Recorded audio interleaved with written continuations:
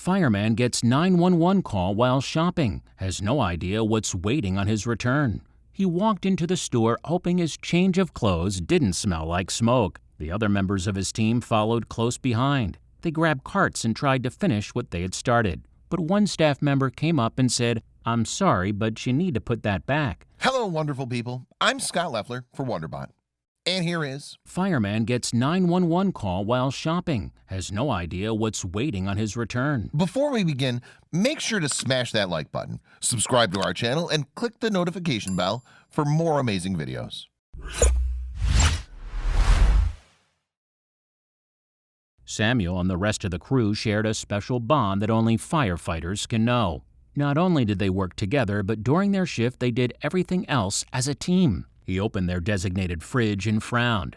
They were going to have to go shopping together as well. It was the start of a 48-hour shift, and they would need to stock their cubies and shelves with whatever would keep them going while they were on duty. Staying in uniform, they jumped in their fire engine and headed to the supermarket. Another all-too-common event was also about to happen. Samuel and his friends quietly chuckled as people stared at them while they grabbed their carts, some wondering if there was a fire nearby. Out of the corner of his eye, he noticed a middle-aged man glaring at them. He leaned and grumbled to his wife, sadly another common reaction. "I'm not paying taxes for these guys to do their errands. They should be on call to put out fires, not buying hot dogs, and why the hell are we buying their food for them?" Samuel could see his co-workers roll their eyes. It was a common misconception people had about their line of work. What people don't realize is that while on their 24 or 48-hour shifts, they are constantly together.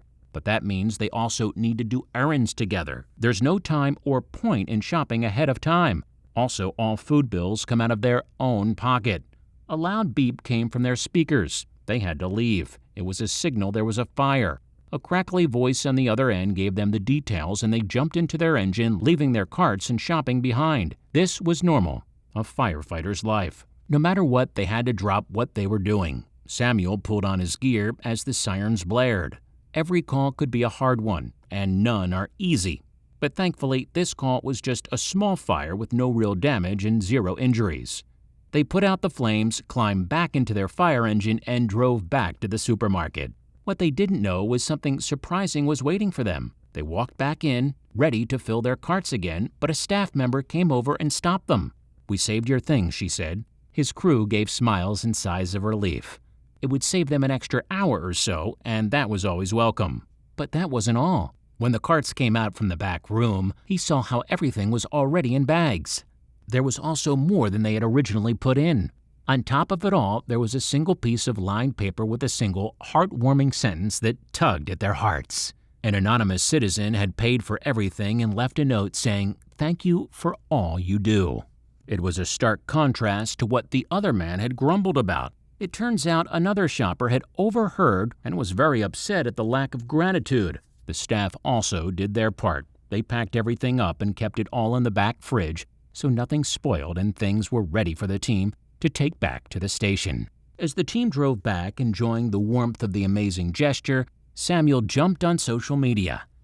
He tried to reach out and say thank you to whoever had made the day just a little easier, but the person didn't step forward. It seems they just wanted to do something nice and didn't want anything in return. Still, they hoped their gratitude reached the person. It also sparked an important conversation. The reality of being a firefighter isn't anything like it's shown on TV or in the movies. People do it because they love it, not for the money, because there's actually very little money to be made. Some stations might get a food allowance, but it's almost always very low. Also, there's the challenge of making healthy food to keep them going during the long hours and hard work on a very small budget. Some have to do fundraising just to keep their uniforms going. So the next time you see the boys in red out there, think of how you can show your appreciation.